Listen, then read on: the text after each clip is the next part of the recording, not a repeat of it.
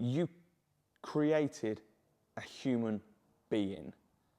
Workouts are pretty fucking easy in comparison to that.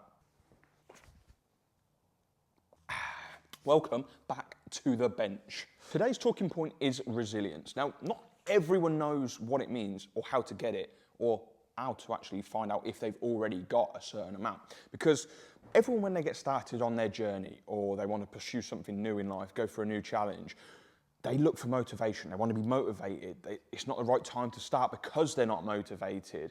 And when they then begin, they're constantly searching for motivation, otherwise they fall off track.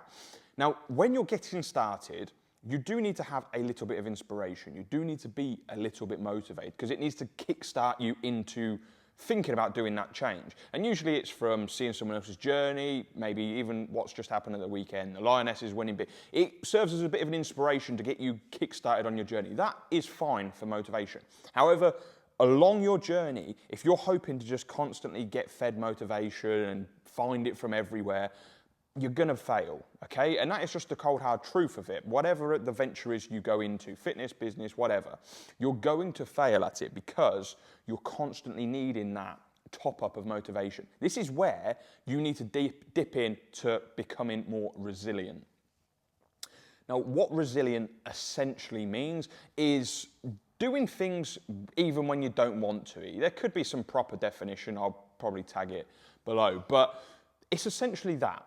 On the rough days, the days you can't be asked, the days that you've been up since 2 o'clock in the morning, the days where you've got a little bit of a cold, you've worked extra, still getting shit done that you have committed to, okay? If this is a fitness journey, yes, let's use that as an example, then it's the still sticking to your calorie intake, still sticking to doing your gym sessions, getting your steps in, even when you can't think of anything worse. That's building a resilient mindset, okay? And that is what is going to keep you on track indefinitely, because then whenever any other obstacles get thrown at you left, right and center, which life is very, very good at doing, okay? You're never going to be immune to that, so don't even try to pretend like you're going to be.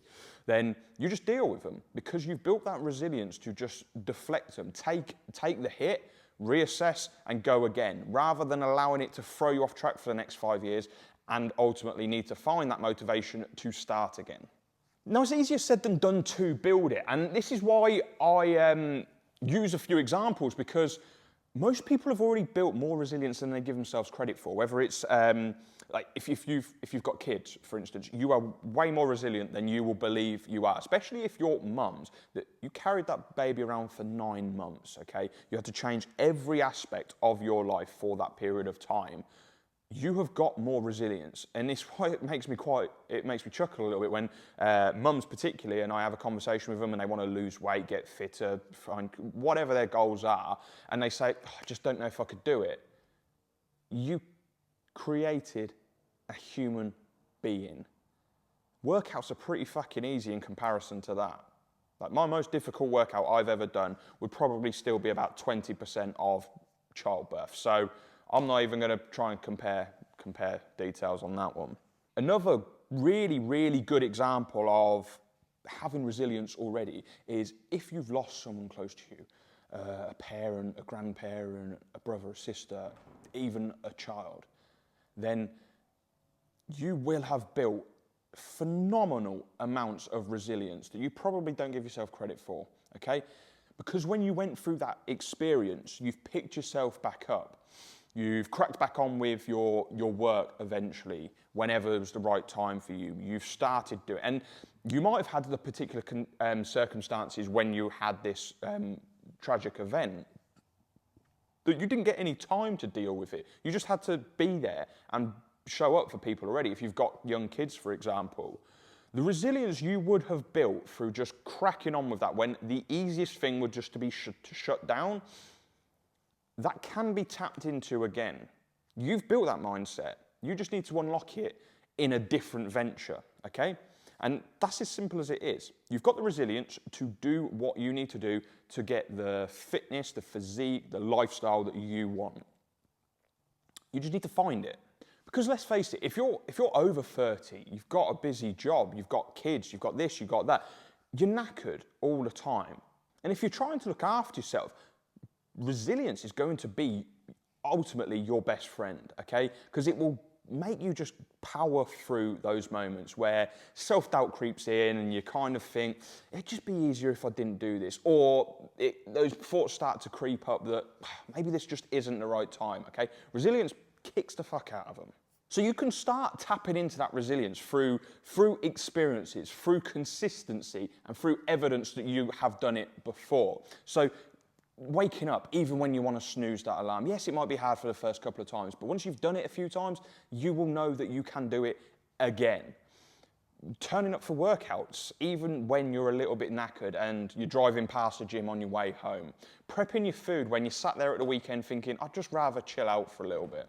Even having the hard conversations when the easiest option is to avoid either confrontation or awkwardness. Just have it. Pull that plaster off. Life really has never been so easy, but at the same time, so difficult. And what I mean by that is you've got everything at the touch of your fingertips. What you're watching on right now, you can do absolutely everything without ever having leaving your house. But the effects of this, how are you going to feel mentally, physically, emotionally in 5, 10, 15 years' time by carrying on the way you are right now? You know something needs to change and you've probably convinced yourself you just can't do it or it's not for you, whatever it is, okay? I've heard hundreds of things before and I'll hear it undoubtedly hundreds of times again. I'm not saying I don't want to hear it, I'm just saying we've got the evidence to prove that whatever your circumstances are, your results that you want, that you've put up here and probably locked away in a box, can 100% happen. You just need to be open to the idea that maybe with a little bit of support, accountability, and etc., you could achieve everything that you want to do. And it all does start with building that resilience, okay?